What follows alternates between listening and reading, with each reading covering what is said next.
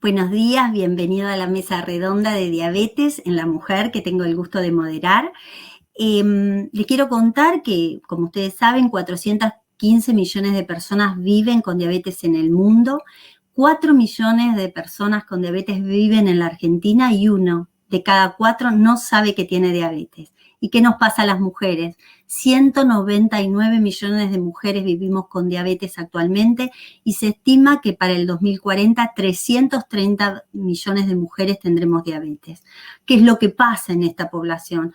Niñas y mujeres experimentamos dinámicas de poder, roles de género y desigualdades, sobre todo socioeconómicas y de acceso a la salud, que hacen que las mujeres demoren más en consultar, vayan menos a la consulta, puedan cumplir menos con los tratamientos y sumado a eso, el tratamiento es menos intensivo en la mujer.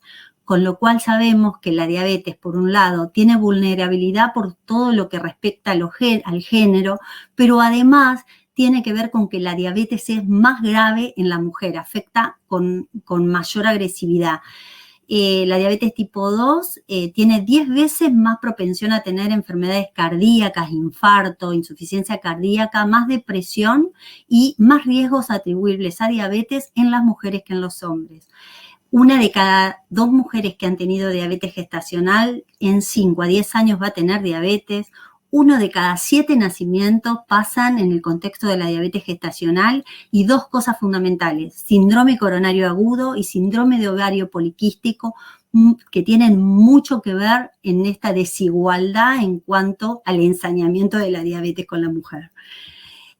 Para esto, mejorar el acceso a la salud y el tratamiento más intensivo de los factores de riesgo es fundamental para poder lograr una mayor asistencia de las mujeres con diabetes.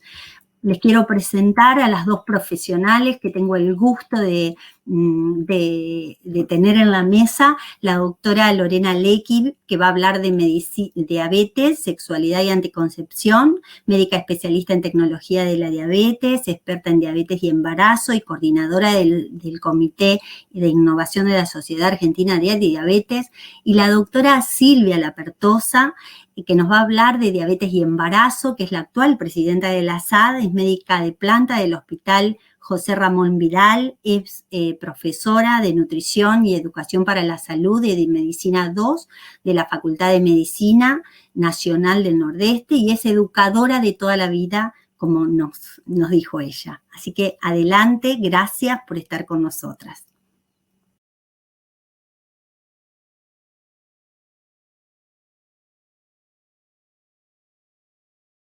Bueno, buenos días. Gracias, Pía, por la presentación.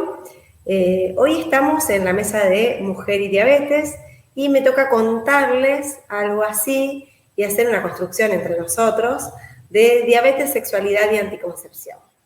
Bueno, para la Organización Mundial de la Salud, la sexualidad humana se define como algo fundamental, algo central del ser humano que atraviesa a lo largo de toda su vida y que no solo abarca el sexo o la genitalidad, sino también la identidad, los roles de géneros, el erotismo, el placer, la intimidad, pero también afecta la reproducción y cuál es nuestra orientación sexoafectiva.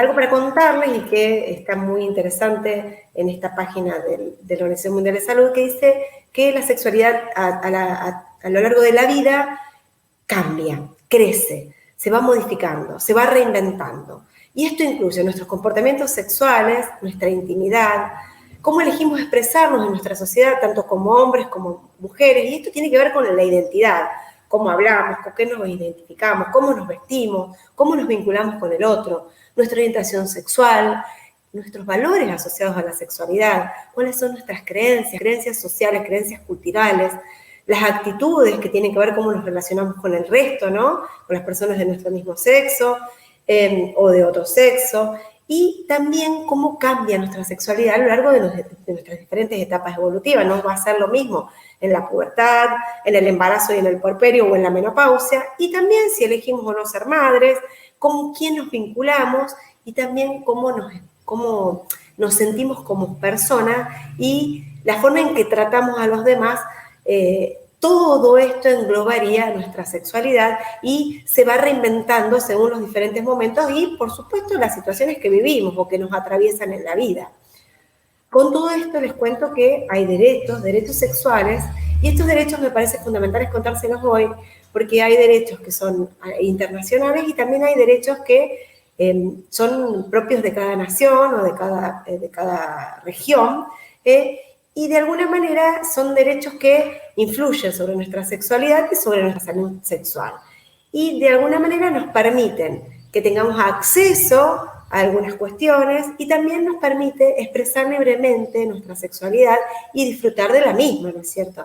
Entonces es muy importante siempre saber y educar en estos derechos. ¿Cuáles son? ¿Cuáles son los derechos fundamentales para la realización de la salud sexual? Primero, derecho a la vida, derecho a la libertad, derecho a la autonomía, derecho a la seguridad. Derecho a sentirnos iguales que los demás y a ser iguales, a la no discriminación. Derecho a no ser sometido a ningún tipo de tortura, a ningún tipo de vejación que tenga que ver con nuestra identidad sexual. Derecho a la privacidad. Y este es un tema fundamental que se los digo con respecto a las redes sociales. Es muy importante saber que no tenemos que hacer pública nuestra intimidad, que nuestra sexualidad es propia. Lo más importante es vivirla en plenitud, pero en intimidad. También el grado máximo de salud. ¿Qué significa? Que tengamos acceso a métodos anticonceptivos, a información, a que nos enseñen cómo utilizar esos métodos anticonceptivos y cómo evitar enfermedades de transmisión sexual. Con esto me refiero a esto donde dice nivel máximo de seguridad social, que yo pueda de alguna manera recurrir al sistema público y que tenga acceso a todas estas cosas. El derecho al matrimonio, el derecho a formar una familia o no. El derecho de que los dos, tanto la mujer como el hombre, tengan la misma responsabilidad o la igualdad dentro del matrimonio. También el derecho a decidir si quiero o no tener hijos. Y también cuánto tiempo va a pasar entre un embarazo u otro, si me quiero quedar con uno solo. El derecho a informarme, el derecho a la educación sexual integral, el derecho a la libertad de opinión y de expresión, por supuesto, siempre sabiendo que hay otro por detrás y que mi palabra puede agredir a otro. Entonces, siempre sabiendo que mi libertad termina donde comienza la del otro. Y el derecho a la reparación efectiva en caso de alguna violación de estos derechos anteriormente mencionados. Y con todo esto, vamos a ver cuándo voy a pensar en un método anticonceptivo, ¿qué es lo primero que tengo que tener en la cabeza? Lo primero que tengo que saber es si tengo una pareja estable, o sea, eso lo voy a saber por supuesto, pero lo que quiero saber es si solamente quiero evitar quedar embarazada o si voy a evitar también las enfermedades de transmisión sexual. Si voy a evitar o si deseo evitar las enfermedades de transmisión sexual, el único método efectivo es el preservativo. ¿Qué preservativo? Tanto masculino como femenino, pero en nuestro país en este momento solo hay preservativo masculino, así que sería el preservativo masculino. Se coloca desde el comienzo del acto sexual. Acto sexual significa cuando empiezo con el jugueteo. Nos desnudamos, nos toqueteamos, nos abrimos las ropas. En ese momento, cuando el pene ya está erecto, coloco el preservativo. Esos primeros líquidos que elimina la zona genital en la excitación, tanto de la mujer como del varón, puede transmitir enfermedades de transmisión sexual, pero también pueden eliminar algún tipo de, o alguna pequeña cantidad o una pequeña proporción de espermatozoides y podemos quedar embarazadas. Entonces, dijimos, anticonceptivos para evitar enfermedades de transmisión sexual, preservativos solamente. Ahora vamos a mujeres que utilizan insulina o medicación oral con pareja estable y que no quieren, o sea, que saben que su pareja no tiene relaciones con otras personas o está todo consensuado y dialogado. Se puede utilizar sin restricción todo lo que llamamos dispositivos intrauterinos como la famosa T de cobre, el preservativo, acá tenemos el preservativo femenino también, o sea, todos los métodos de barrera, y también los diafragmas. Los diafragmas, estos son diafragmas que se ponen y se sacan previo a la colocación, previo a la relación sexual, y en general se acompañan de unas cremitas espermicidas. Hay que colocarlos un ratito antes y va como en el fondo de la vagina y funciona como un método de barrera. Ahora bien, si tenemos menos de 20 años con diabetes y no tenemos complicaciones por la misma, ¿qué vamos a elegir? Bueno, una de las cosas que hablamos en medicina es que siempre los riesgos tienen que ser menores que las ventajas, o sea, que las ventajas superen los riesgos. ¿Qué métodos tenemos? Bueno, los anticonceptivos hormonales, sobre todo los biohormonales, o sea, con 2 hormonas, que tienen tanto estrógeno como progesterona, el parche anticonceptivo, que también se lleva adherido, tiene como un apósito, y se lleva en algunas partes del cuerpo, que pueden ser no visibles. También los anticonceptivos, como este anillo vaginal, que está combinado porque libera algo de hormonas, se deja más tiempo en el cuerpo.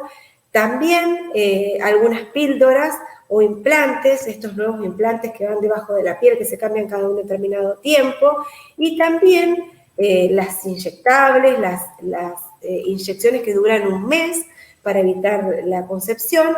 Y lo nuevo, o lo más nuevo, sería el DIU liberador de hormonas, que eso también está en el último tiempo junto con estos implantes, que lo que hace es igual que la T de cobre, pero libera hormonas.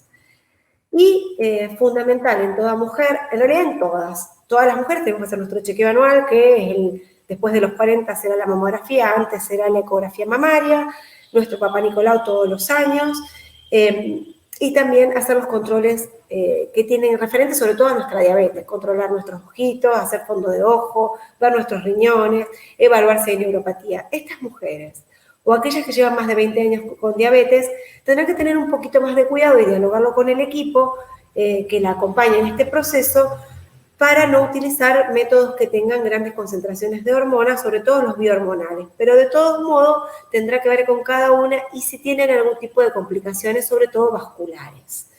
Pero bueno, todo esto se decidirá y será individualizado para cada persona.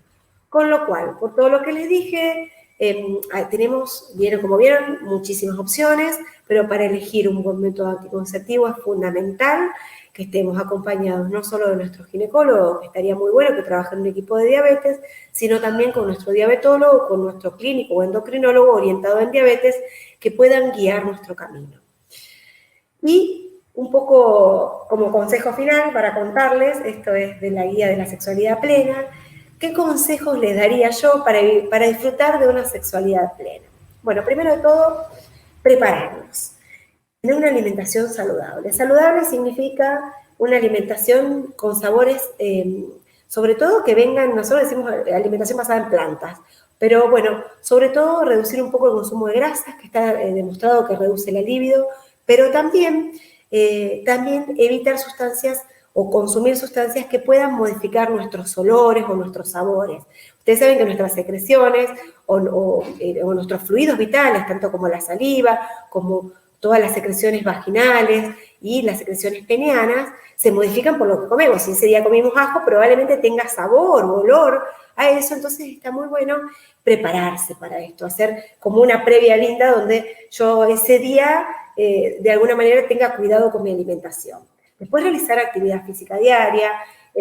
Se sabe que en las mujeres que están cerca de la menopausia o que han pasado la menopausia, el aumento de la actividad física mejora la libido, aumenta el deseo sexual, y se recomienda no solo actividad como están haciendo las señoras ahí caminando, o sea, no solo caminata o bicicleta, sino también un poco de actividad muscular para generar un poco de masa muscular. Esta masa muscular nos pone como más sensible a la insulina y como que nuestro cuerpo funciona mejor, y esto también mejora nuestra libido y nuestro deseo sexual. Después, evitar el consumo de sustancias tóxicas como el alcohol y como el tabaco, que pueden jugarnos una mala pasada, sobre todo el alcohol, que en el momento de la previa puede ponernos un poquito achispados, con más ganas, pero después puede darnos hipoglucemias tardías. Se sabe que el alcohol puede dar hipoglucemia durante el tiempo posterior que lo consumimos, y también puede hacernos pasar un mal rato porque podemos quedarnos dormidos y no disfrutar tanto de esta relación. Y bueno, todo lo que nos haga bien va junto con esta, que es si nos gusta meditar, si nos gusta hacer yoga, lo que sea, pero también involucrar a nuestra pareja en esto, tomarnos tiempo para nuestros cuidados, si nos hace bien un masajito, si nos hace bien hacer algún tratamiento porque nos vemos que tenemos celulitis, alguna cosa. Todo está bueno, todo nos hace bien internamente y mejora nuestra libido y nuestro deseo sexual. Y como consejo y muy importante es poner la diabetes sobre la mesa, que nuestra pareja sepa que tenemos diabetes, que pueda saber cómo reaccionar si hay alguna situación en particular que tenga que ver con nuestra diabetes. Por ejemplo, qué hacer ante una hipoglucemia, que sepa que es muy importante que yo me mida antes del acto sexual para evitar tener una hipoglucemia, que a lo mejor tenga que tener en la mesita de luz algún juguito o alguna cosita porque puedo sentirme rara. Entonces esto es muy importante hablarlo. Y también si tengo algún tipo de dispositivo, como por ejemplo los medidores de glucosa, o los sensores, o viene una bomba de insulina, que charlemos si la vamos a dejar, si se me enreda el catéter, qué tengo que hacer. Bueno, todas estas cosas son fundamentales y van a hacer de alguna manera que nuestra sexualidad se viva plenamente. Y un poco como mensaje final, esto que les dije desde el comienzo, que somos lo que hacemos para cambiar lo que somos. ¿Y qué quiero decir con esto? Que nos vamos a reinventar, que nuestra sexualidad se va a modificar todo el tiempo, que probablemente hoy lo que elijamos no sea lo mismo que elijamos en un tiempo y no va a estar mal, que a veces no tiene que ver, o sea, no quiere decir que estamos en otra frecuencia porque uno desea más y otro desea menos, a veces calidad es mejor que cantidad, pero esto también tiene que ver con cada uno y tiene que ver con el otro, cómo nos vinculamos con el otro y cómo hablamos de esto con el otro. Así que tenemos que poner sobre la mesa nuestra sexualidad, hablar de ella, generar un espacio de diálogo y saber lo que nos gusta. Para esto necesitamos conocernos y mirarnos un poquito para adentro. Así que bueno, aquí les dejo mi mail, sé que se van a atrever, pero si no se atreven a alguna preguntita y me quieren hacer, por supuesto, y les agradezco su atención. Bueno, y ahora les dejo con Silvia Lapartosa, que nos va a hablar un poco de embarazo, y al final vamos a tener un momentito de preguntas, así que no se vayan, por favor.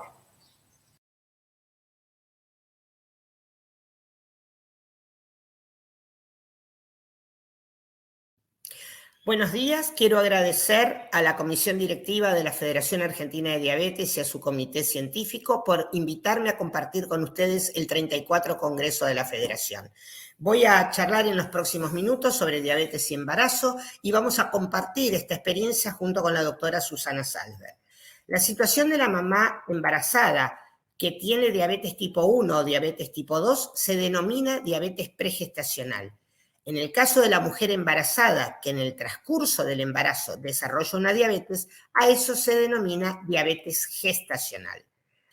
Se debe a que el páncreas de la embarazada no puede producir toda la insulina que se requiere y eso sucede aproximadamente en el tercer trimestre entre la semana 24 y 28. Entonces decimos que la diabetes gestacional es la disminución de la tolerancia a la glucosa que se manifiesta durante el embarazo. Cuando tenemos la glucemia en ayunas entre 100 y 125 miligramos por decilitro en 2 oportunidades, o después de una prueba oral de tolerancia a la glucosa, que llamamos la curva de glucosa, valores entre 140 y 199 miligramos por decilitro. La diabetes gestacional es aquella que se detecta por primera vez en el embarazo. Afecta al 10% de las embarazadas, no produce síntomas, no duele. Por eso es muy importante que los médicos ginecólogos y tocoginecólogos la busquen. Y aquellas mujeres que desarrollan diabetes gestacional, el 50% de ellas pueden desarrollar diabetes clínica después de 5 a 10 años después del parto. ¿Por qué se produce? Porque la hiperglucemia, el exceso de glucosa de la mamá, pasa por la placenta y va a impactar en el feto, produciendo aumento de la insulina. Ese aumento de la insulina favorece la macrosomía, es decir, el aumento de tamaño del bebé. Son esos bebés de 5 o 6 kilos que festejan los diarios lamentablemente, pero es un bebé enfermo. La hipoxia fetal, es decir, que tenga disminución del oxígeno, dificultad respiratoria, puede tener hipoglucemia neonatal, es decir, bajones de glucemia, y puede producir la mortalidad intraútero. Por eso es fundamental mantener la normoglucemia. Las células necesitan glucosa para cumplir sus funciones. En esta imagen ustedes pueden observar en celeste el páncreas, que lo representamos con una fábrica que con una sola chimenea produce esas llavecitas que son la insulina. Cuando comemos, por ejemplo, el pan, la papa se va haciendo en pequeños pedacitos como terrones de azúcar y esa es la glucosa que va a requerir la insulina para poder entrar a la célula. Acá ustedes ven las llaves que se van a poner en esa cerradura de la célula y va a permitir la entrada de la glucosa a la célula. El páncreas de una mujer con diabetes gestacional tiene que trabajar más para producir insulina. pero esta insulina no alcanza para normalizar la glucemia, es decir, el azúcar en la sangre. Y ese páncreas está dañado, como ustedes podían ver en la foto. ¿Todas las mujeres pueden tener diabetes gestacional? Sí, pero mucho más aquellas que tienen factores de riesgo. ¿Cuáles son los factores de riesgo? Tener más de 30 años, tener una glucemia en ayunas mayor o igual a 85 miligramos por decilitro, porque la embarazada tiene menores valores de glucemia, porque el feto se chupa la glucosa, el feto y la placenta se chupan la glucosa de la mamá. Tener sobrepeso o obesidad, tener antecedentes familiares de diabetes, tener una diabetes gestacional en embarazos anteriores, o tener lo que se denomina el síndrome de ovario poliquístico, que son aquellas mujeres que tienen dificultad para embarazarse, trastornos de la menstruación, que cuando son medicadas logran el embarazo. Entonces, ¿cómo vamos a hacer el diagnóstico? En la primera consulta a todas las mujeres debe solicitarse una glucemia en ayunas estando embarazada. En lo ideal, 8 horas de ayuno. Si la glucemia en ayunas le da normal y tiene factores de riesgo para diabetes, ya en la primera consulta se debe solicitar la prueba oral de tolerancia a la glucosa, lo que denominamos la curva de glucosa. Entonces hacemos el diagnóstico cuando la glucemia en ayunas es mayor o igual a 100 miligramos por decilitro o a los 120 minutos, es decir, a las 2 horas postcarga, tiene mayor o igual a 140 miligramos por decilitro. ¿Qué pasa una vez que está diagnosticada? Una vez que está diagnosticada, la mamá va a hacerse automonitoreo glucémico, es decir, se va a controlar su glucemia en los tiempos que indique su doctor, va a hacer un plan alimentario saludable, se le va a prescribir una actividad física adecuada y si con esto no controla sus valores de glucemia, va a tener que ponerse insulina. Entonces, la indicación de automonitoreo es por lo general en ayunas, puede ser antes de alguna de las comidas o 1 o 2 horas después de comer. Dependerá los lugares donde viven, si hace una siesta o no hace siesta.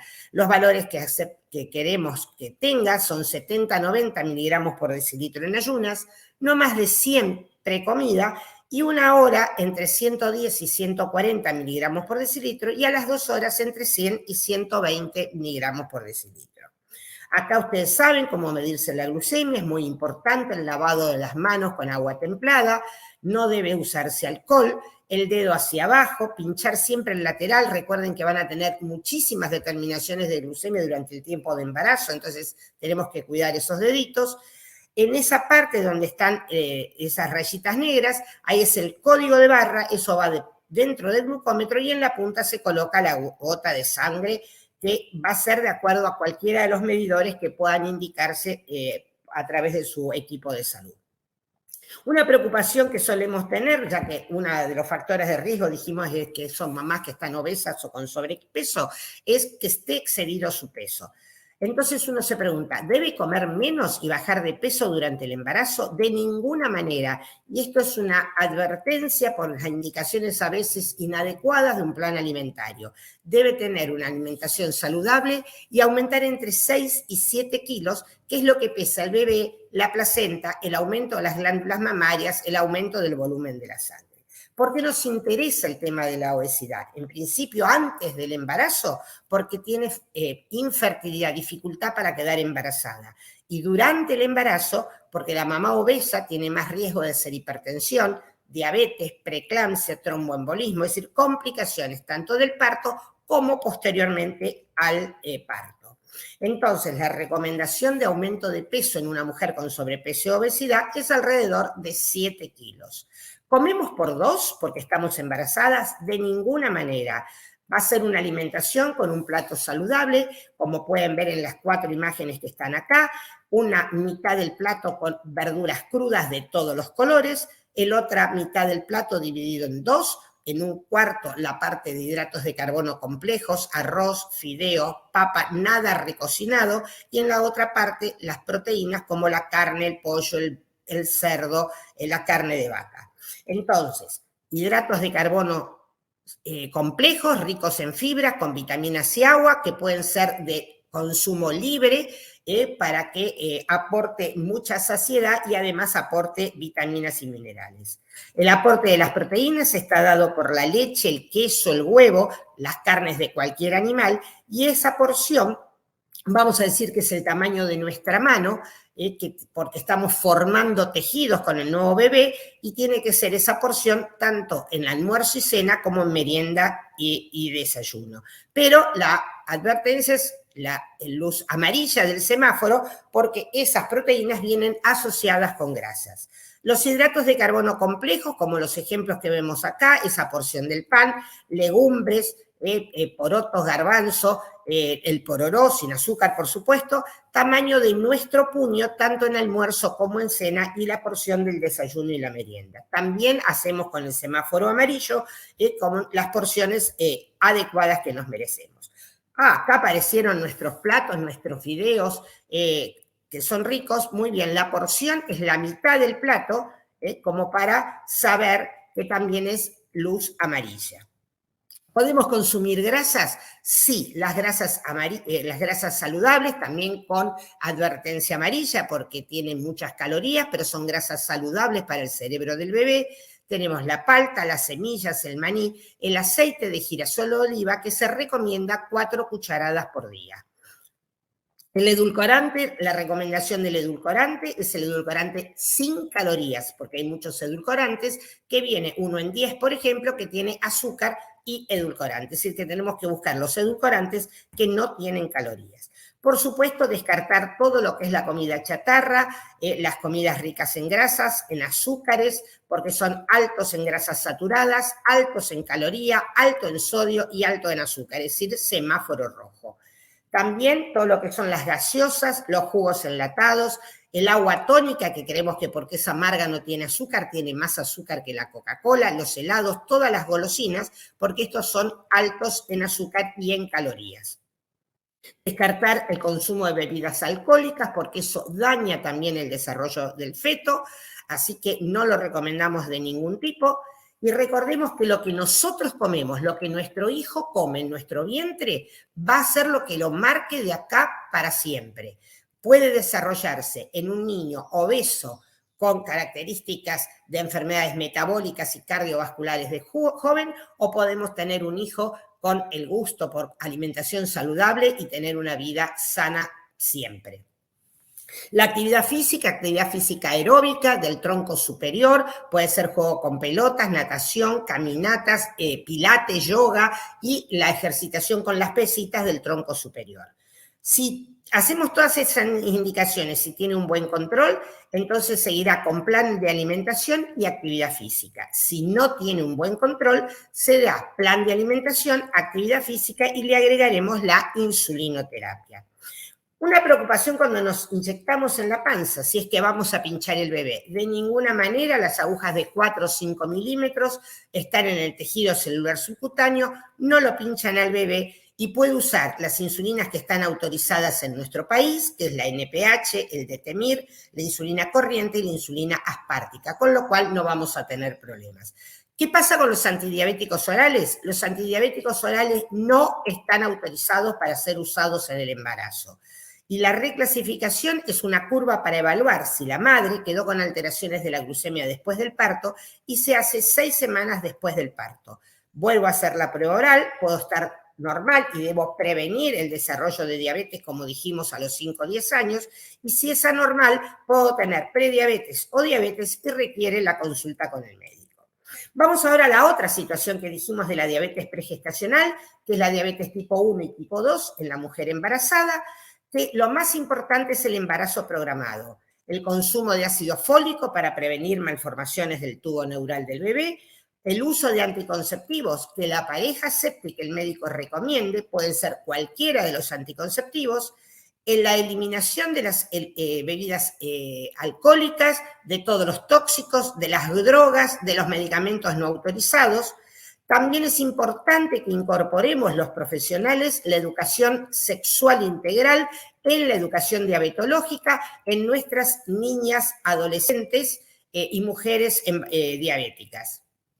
La recomendación para autorizar el embarazo es de 3 a 6 meses antes de embarazarse, una hemoglobina glicosilada menor a 7%, con mínima cantidad de hipoglucemias y controlando las complicaciones, el fondo de ojo, el electrocardiograma, el examen de los pies. Y, por supuesto, cambiar los medicamentos que no están permitidos en el embarazo, como el enalapril, el losartán, las estatinas, el atorvastatin, el fenofibrato, que no tienen recomendación si tienen que ser cambiados por medicamentos sí autorizados. Entonces, reiteramos cuáles son los criterios de objetivo de control metabólico, ya sea mujer pregestacional o gestacional, glucemias en ayunas entre 70 a 90 miligramos por decilitro, 1 hora postprandial entre 110 y 140, 2 horas entre 100 y 120, fundamental evitar las hipoglucemias y además el embarazo en la mujer pregestacional deben tener controles preprandiales. Recomendamos la vacuna antigripal en cualquier momento de la gestación, la vacuna triple celular de difteria, tos convulsa y tétano después de la semana 20, la hepatitis A si hay un riesgo de epidemia en el lugar donde uno vive, hepatitis B a quienes que han tenido más de una pareja sexual en los últimos 6 meses, que tenga antecedentes de enfermedades de transmisión sexual, que tenga adicción a las drogas o que tenga una pareja que haya tenido hepatitis B. Y por supuesto, hoy la vacuna COVID-19. Hay algunos mitos que tenemos que desterrar, es que, por ejemplo, cuando uno tiene los pies hinchados en el embarazo, debe suprimir la sal. No, eso es falso. La recomendación es ponerse del lado izquierdo en la cama para permitir el retorno venoso y deshincharse. El embarazo es una situación perdedora de sal. ¿Qué pasa? ¿Mi bebé va a nacer con diabetes? De ninguna manera. Nuestro bebé, cuando cortemos el cordón umbilical, si estamos con buen control, no va a tener ningún tipo de complicaciones. Por eso es fundamental mantener la normoglucemia para tener un hijo sano. Otra de las dudas o mitos es que porque tengo diabetes tengo que tener una cesárea. Mi hijo va a nacer por cesárea. De ninguna manera. Promovemos el parto por vía baja, el parto natural, porque el pasaje por el canal del parto fortalece las defensas de nuestro bebé en su edad de niño y de adolescente y adulto. Y además, la lactancia materna. La leche no solo lo alimenta al bebé, sino también lo protege, al igual que el nacer por parto normal. En los próximos 3 años tenemos proyectos de llevar la educación de diabetes gestacional en distintas provincias. Este es un proyecto entre la Universidad Nacional del Nordeste, el CENEXA con el doctor Gagliardino y el IEX, y los gobiernos de los Ministerios de Salud de San Juan, de Salta y Misiones, con la World Diabetes Foundation. Esto se va a llevar en esas provincias que nombramos, pero hay otras 14 provincias que vamos a realizar educación a través de educación virtual o talleres presenciales y comunicación a través de las asociaciones de personas con diabetes o los medios de comunicación. Esperemos entonces que este pequeño tiempo que estuvimos compartiendo haya servido para la transmisión de algunos conocimientos que hagan que podamos ser madres y familias felices. Muchas gracias.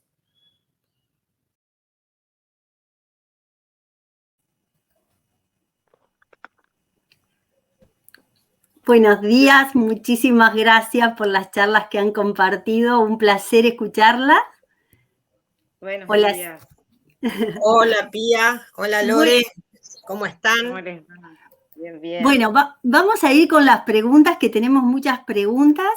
Primero para Loli, que dice Guada Solange, el chip subdérmico, el que dura 3 años, ¿puede utilizarlo cualquier persona con diabetes? La carga hormonal es grande. Muchísimas gracias, muy buena la charla.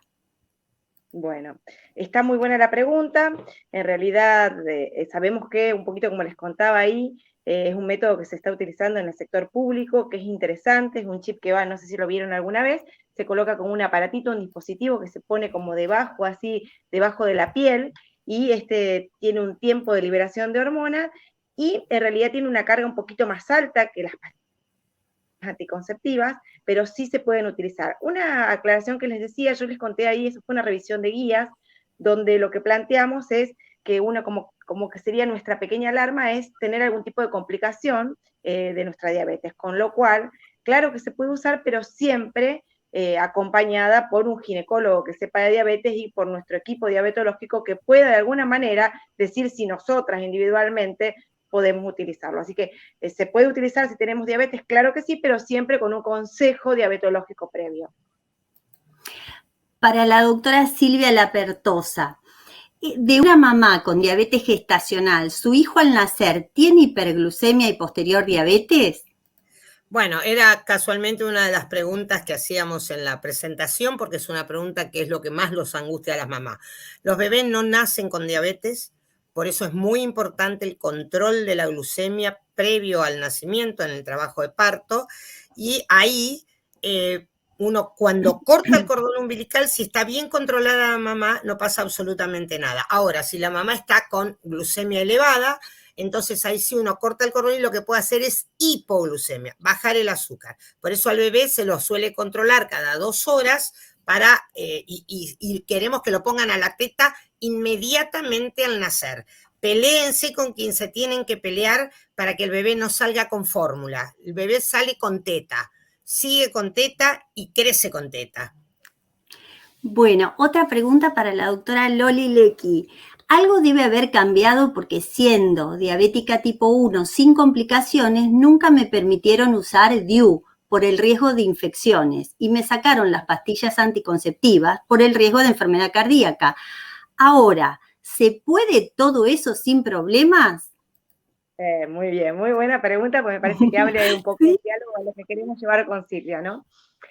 Primero de todo, decirles que, bueno, un poco ayer, en la charla de ayer al mediodía que nos tocó Silvia con los jóvenes hablar un poco de anticoncepción, era una de las preguntas, ¿viste? Decían, no, si no tengo hijos no puedo tener un DIU. Bueno, una de las cosas que les dije es, a veces nosotros como médicos o como equipo de salud, es como que nos quedamos con una idea y como que nuestra cabeza no se permite abrir algunas cuestiones.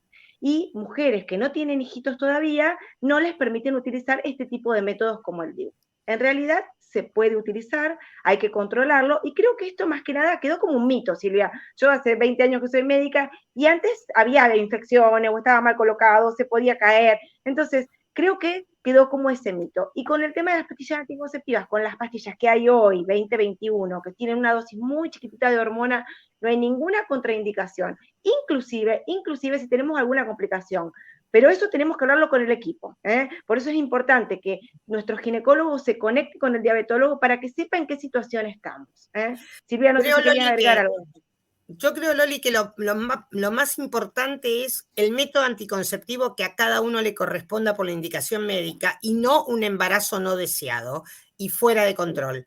Porque un embarazo que se produce cuando estamos con mal control, con una hemoglobina glicosilada fuera de objetivo, es de muy mal pronóstico y nos va a dar muchos dolores de cabeza. Así que el anticonceptivo y el DIU era el mito de las infecciones, pero sí, es el mismo mito que podemos tener de una infección urinaria, una infección en piel, si no estamos con buen control. Y creo que lo que más ha hecho cambiar estos mitos, Lore, es la educación del equipo de salud y de las personas con diabetes. Eso, y es un poco lo que charlamos también ayer, que me pareció que salió un tema interesante, esto de a veces como que nuestro médico nos dice, no, bueno, pidamos otra opinión, ¿no? Acerquémonos a alguien que a lo mejor está más embebido en el tema, que sepa un poquito más. A veces no es el mismo ginecólogo que nos llevó antes de tener un bebé que uno el que elige para llevar nuestro embarazo o para la programación de embarazo. A veces uno se acerca a un equipo que tenga una orientación diabetológica, así que es muy importante preguntar. Yo ayer les puse en la otra charla que hay un zapato para cada persona, bueno, en esto tal cual, ¿eh? Hay un médico para cada tema. Exactamente. Otra de las preguntas, creo, para Silvia, si importa el peso paterno para programar embarazo. Ah, excelente la pregunta. Me encantó. Hay trabajos que muestran que el papá obeso también tiene el riesgo de un bebé grande, de un macrosómico. 4 veces más riesgo un papá gordo de tener un hijo con macrosomía. Y uno dice, porque estamos escuchando esta palabra del bebé grande, el bebé macrosómico, y a veces las abuelas dicen, qué hermoso bebé, 5 kilos. Bueno, esos bebés les decimos gigantes con pie de barro, porque cuando nacen son bebés con más facilidad de hacer bajones de azúcar, más facilidad de ponerse amarillo, de tener dificultad respiratoria y tienen exceso de grasa, no son bebés sanos. Entonces, el papá gordo hay que ponerlo también, además tenemos una mamá gorda y tenemos que programar el embarazo y entonces el grupo familiar tiene que cambiar la conducta para que todos lleguen con un peso saludable. Perfecto. O sea que también recomendamos a los papás en la programación del embarazo o a las parejas, en realidad empezar a hacer cambios y tratar de bajar de peso antes del embarazo. Estamos participando de... ¿Cómo, Loli? Perdón. Cuando empezamos antes de que empecemos a buscar el bebé, claro, digamos, cuando ya hacemos la consulta con el equipo diabetológico es muy importante que nos involucremos todos, que nos involucremos toda la familia, porque sabemos que la obesidad tiene muchos factores de riesgo, pero también tiene una cuestión fundamental que es lo cultural. Entonces, nosotros educamos mucho más desde lo que se ve que de lo que decimos. Si nosotros le decimos a nuestro hijo, no consumas gaseosas, y nosotros nos tomamos el fin de semana una gaseosa, no va a ser ejemplo. Entonces somos nosotros, como padres, también los que tenemos que educar a nuestra familia. Y en esto de compartir las responsabilidades, ¿no? Que el varón también tiene que ver a la hora de programar embarazo en el caso de las parejas hetero, ¿no? Exacto. Y si no... Bueno, otra participante dice, estamos desde Durazno, Uruguay, excelente toda la información. Cuando la diabetes se diagnostica en el embarazo, ¿puede denominarse crónica? No. Nosotros ese páncreas que no responde al exceso que necesita cuando va creciendo el bebé y termina el embarazo y un porcentaje alto de las mamás, yo diría un 80%, recuperan sus valores normales de glucemia. Pero a las 6 semanas hay que hacerse la prueba oral de tolerancia porque puede quedar con una prediabetes diabética o normal. Pero las mamás que hacen diabetes en el embarazo, un 50%, hacen diabetes si no cambiamos el estilo de vida, que es nos ponemos sedentarias, volvemos a aumentar de peso, olvidamos los hábitos saludables que hicimos durante todo el embarazo porque son las mejores pacientes, las mamás con embarazo y con diabetes. Entonces ahí tenemos el riesgo de volver a eso. Ahora, guarda porque si tenemos antecedentes familiares, tenemos la impronta, ¿no es cierto? Tenemos la predisposición de poder hacer diabetes, no es la culpa del embarazo. Es el tema hereditario que hace que nosotros además le pongamos la carga del exceso de peso, por ejemplo. Una pregunta para Loli, creo. Loli, por un lado, ¿existe la disfunción sexual en la mujer? Y te digo la otra pregunta que está de la mano, que se podrían compartir alguna información sobre mujeres diabéticas y menopausia, por favor. La menopausia en sí misma, con sus cambios hormonales, ¿produce cambios en las glucemias? Buenísimas las dos preguntas. Bueno, sí. En realidad me parece que justo tendría que estar las dos charlas juntas, la de ayer y la de hoy, porque veníamos hablando justo de todo esto. Primero, esto de si existen disfunciones sexuales, sí. ¿Son prevenibles? Sí, absolutamente. ¿Qué es lo fundamental? O sea, a ver, una consulta muy frecuente en el consultorio diabetológico es la sequedad vaginal. La sequedad vaginal, el poco deseo, o sea, no tengo ganas, me duele cuando tengo relaciones, doctora, mi pareja quiere más, tiene más ganas que yo, y yo no tengo tantas ganas. Y otra cosa, el varón, por ejemplo, es muy frecuente que consulte, por esto que como en la puntita del pene, que se le hace como una pequeña, como harina, como unas manchitas blanquitas de harina, o también que no pueden sostener toda la relación sexual, o sea, es como que se le desinfla el pene, ¿no? Bueno. Nosotros tenemos como dos partes fundamentales, la parte de la sangre que le llega a la zona genital en el acto sexual, que es todo lo que lleva a nuestras arterias, y también la parte eléctrica, digamos, como los cables que le dan esa electricidad para que se pueda hacer el acto en sí. Bueno, cuando tenemos mucho tiempo de diabetes, esto se puede alterar las partes de las arterias, no llega la suficiente sangre, y también no llega a lo mejor la electricidad suficiente. Hay como pequeños cortocircuitos, esto se llama neuropatía diabética, en esas fibras o en esos cables que llevan la electricidad. ¿Es prevenible? Sí, es prevenible. ¿Es tratable? Sí, es muy mejorable con el tratamiento, pero el camino fundamental es tener un control metabólico bueno para evitar las complicaciones, o sea, tratar de no llegar a esto. Y algo que les decía ayer, nosotros somos seres mentales, ¿no? Y nuestra sexualidad no es solo genitalidad, nuestra sexualidad es mente, es cabeza. Y muchas veces el tener una enfermedad crónica como la diabetes, hace que uno tenga como ya más miedo, parece, ay, no voy a funcionar, no va a andar. Y esto es lo más, digamos, el hielito que enfría la relación sexual. Así que en esto tenemos que ser, es muy importante. Yo digo a veces, como que esto que les decía al comienzo, nos reinventamos con el tiempo y a veces creemos que cantidad es calidad. No, a veces trabajar nuestra sexualidad. Esto, ¿no? Que bueno, que sepamos que cuando vamos a tener relaciones nos medimos la glucemia antes. Les decía yo ayer, Silvia, de poner en juego, ¿no? A ver, tengo insulina, ¿no? También tengo insulina, me pongo un poquito nervioso previo a la relación y a veces me pasa que tengo un poquito de hipoglucemia. Bueno, medirme, consumir, saber cuánto tengo de hidrato de carbono en la mesita de luz, un juguito, alguna cosita ahí, que ahí se los vamos a decir que lo consuman, que en general estas cosas que nosotros decimos ultraprocesados no las queremos, pero para las hipoglucemias sí, pero bueno, que esté en la mesita de luz. Esto con respecto a disfunciones sexuales, todo es tratable, todo es prevenible con un buen control metabólico. Y con respecto a la menopausia, sí. Estos cambios hormonales, las mujeres somos, digamos, como que tenemos la delantera en protección cardiovascular con nuestras hormonas. Somos como muy saludables con todo lo cardíaco, con todo lo cardiovascular en general. ¿Qué pasa? Cuando nuestras hormonas empiezan a acercarse la menopausia, el tiempo ese de climaterio, y las hormonas empiezan a descender, se nos alteran muchas cosas.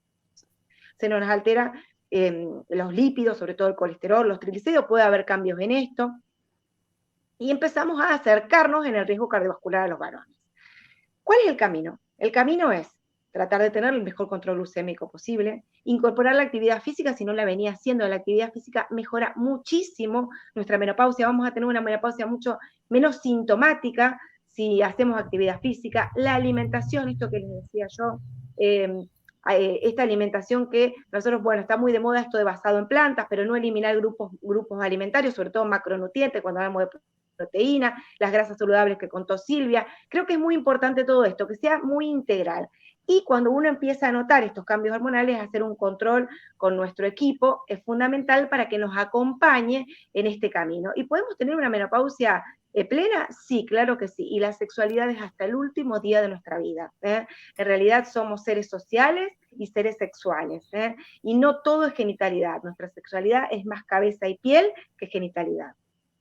Loli, nos quedan 2 minutitos de tiempo. Primero, hemos recibido muchísimas felicitaciones de todo, del equipo, de los pacientes, de los profesionales que están en la charla, y creo que nos queda tiempo para responder al menos una de las tantas preguntas que nos van a quedar. ¿Qué pasa cuando el bebé nace con desnutrición, Silvia? Bueno, es muy importante que cuidemos, yo les puse un dibujito ahí, que somos lo que comemos en el vientre de nuestra madre. Y si nuestro bebé tiene un bajo peso, que a veces se puede dar porque tienen tanto miedo que suba el azúcar, que restringen la comida y hacen restricción del crecimiento. Ese bebé tiene el mismo riesgo de un bebé gordo. Es decir, un niño de bajo peso al nacer son los pacientes con el síndrome metabólico de grande, los niños gordos, con diabetes tipo 2 ya en la niñez, o con enfermedades cardiovasculares de jóvenes. Es decir, el crecimiento en el útero materno es fundamental que sea saludable. Bueno, y por ahí respondemos otra preguntita más hasta que nos den el stop. Nos echen. Nos echen, claro. Más saludos tenemos. Claro. Y papá o mamá con diabetes 1 con diabetes 1, ¿qué posibilidad hay de tener un bebé con diabetes? Que nazca con diabetes, difícil, pero que en el transcurso de la vida pueda tener diabetes, puede ser un papá con diabetes 1, una mamá con diabetes 1, que tenga una hija o un hijo con diabetes 1, pero la proporción es 1 en 6, es poca. Loli, chiquitito si nos alcanza, con el tema de la bomba y las relaciones sexuales, si hay alguna recomendación. ¿Se puede, la pregunta es si se puede sacar la bomba o qué es lo que recomendás? Bien, bueno, ayer les contaba, hay una divina total que habla mucho de esto, que es Francisca Arce, es una chilena que tiene una página que se llama Diabeticosas, que las invito a que la lean, que ella habla mucho, hace mucho que tiene bomba. En Chile recuerden que hace muchos más años que nosotros que utilizan la bomba por una ley que tienen ellos donde la bomba está incluida. Entonces ellos tienen mucha experiencia en esto, y ella dice que esto es individual, depende de cada uno. ¿Se puede sacar? Claro que sí, a los 30 minutos nosotros recomendamos que se haga un bolo O sea, que controle la glucemia, que si la glucemia está alta, haga un bolo previo o ingiera algún tipo de carbohidratos previo, se puede desconectar y tener relaciones sin la bomba, por supuesto, y si no, podemos dejarla todo el tiempo, pero lo importante es poner nuestra diabetes sobre la mesa, hablar de nuestra diabetes, contarle al otro, a nuestro compañero o compañera sexual, de que tenemos diabetes, qué es la bomba de insulina, qué es lo que tiene que saber, tenemos que informar de esto. En realidad, muchas veces somos nosotros, los que trabajamos en diabetes y las personas con diabetes, las que sentimos o las que nos ponemos en este lugar como de distintos, y en realidad somos nosotros los que tenemos que educar e informar para que el otro sepa que simplemente tenemos como esta pequeña diferencia, que necesitamos insulina, necesitamos algo de medicación, pero que tenemos que vivir igual que el resto, comer saludablemente, la actividad física no es porque... Nos tenemos que despedir. Nos tenemos que despedir, aunque seguiríamos hablando, les agradezco mucho. Nos comprometemos a hacer el dúo dinámico en otro momento que FAD necesite. Dale, Muchísimas gracias por participar, gracias a todos. Chau, chau. Chau, chau.